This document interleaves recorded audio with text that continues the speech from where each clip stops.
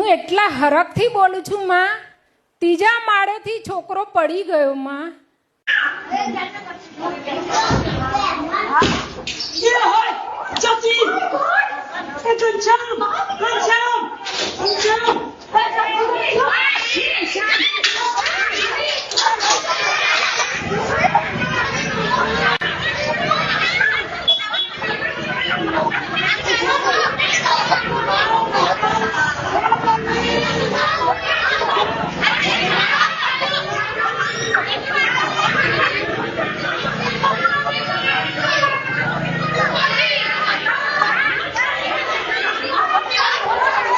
અને એટલો બધો અવાજ આવ્યો માં કે જાણે ટાયર ફૂટ્યું.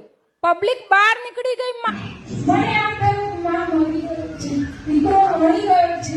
દીકરાને લઈ અને દવાખાને નીકળ્યા અને માને મેં યાદ કર્યા માં. આતે યાદ કર્યા માં, દીકરાને ચાલતો જોઉં પછી હું 40 માં ચાલતી માં તમારા પાડે આવી.